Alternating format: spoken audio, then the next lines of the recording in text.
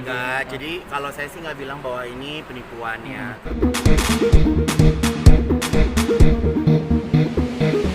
Tapi kalau saya sih berharap bahwa klien saya masih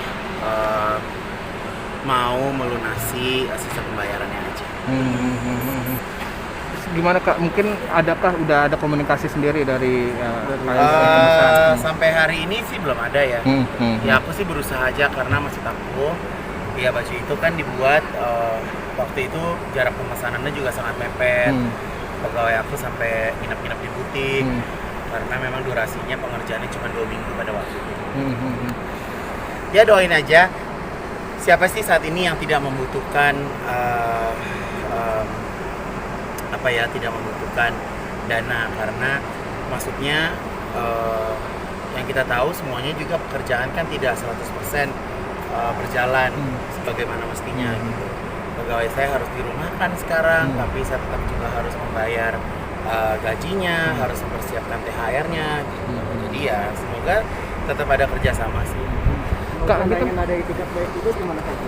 Apa? Kalau nggak ada itikat Saya baik sih berharap ada itikat baik. Makanya saya tidak menyebutkan siapa-siapa. Kan ini pengerjaan kan juga buru-buru ya diminta itu. Akhirnya kena kejadian ini dan akhirnya. Jadi saya tuh sudah terbiasa membuat baju sebulan, seminggu, 2 hari, udah terbiasa. Karena saya sering bekerja sama penyanyi dan segala macam, saya udah biasa bikin baju dalam waktu yang singkat. Ya. Kak, doain. Kak, kejadian ini akhirnya kakak ya ini kan banyak yang ditutup butik sendiri dan akhirnya jualan online sendiri dan beralih. Iya, saya sekarang jadi jualan PY.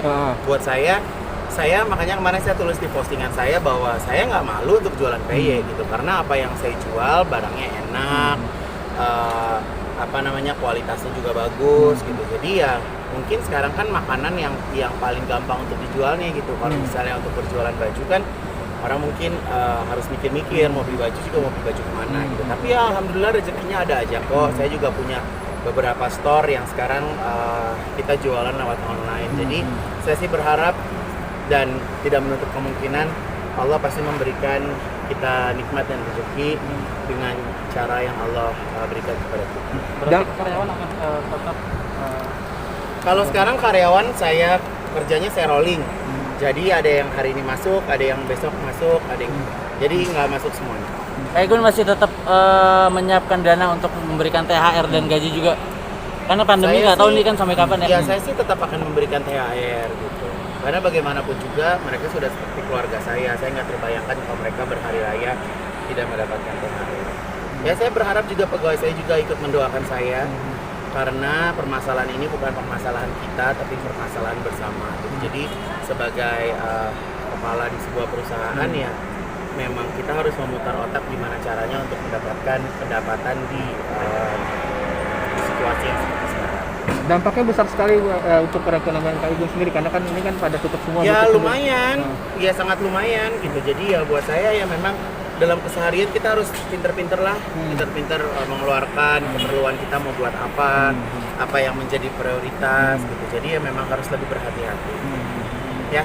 Ya, Kak Igun, di tengah pandemi gini masih bekerja, takut nggak sih maksudnya? Kalau saya sih insya Allah nggak takut, karena kalau di studio kan semuanya dalam kondisi yang aman, dibersihin, ada cek suhu, disinfektan dan segala macam, dan kondisinya juga nggak rame, hanya kameramen 3 orang kalau nggak salah gitu, dan nggak ada yang di dekat-dekat kita, kayak kreatif segala macam juga kalau mau briefing jaraknya juga jauh.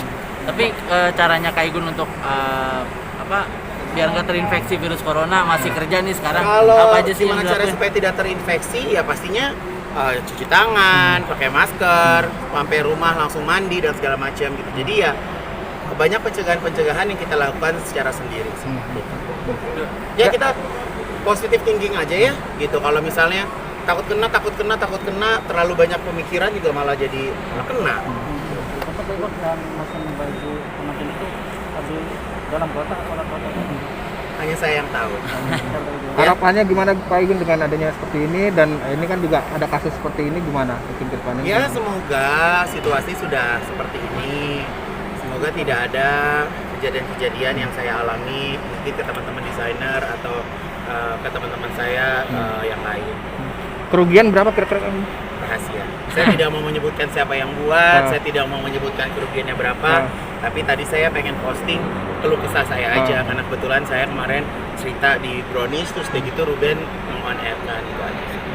Ya. Gun, puasa bentar lagi masih pandemi, gimana Kak Gun? Apa? Puasa kan bentar lagi, terus masih pandemi. Ya kalau juga. puasa ya tinggal puasa. Nggak ada Maksudnya masalah. ngeborong-borong makanan nggak sih? Enggak.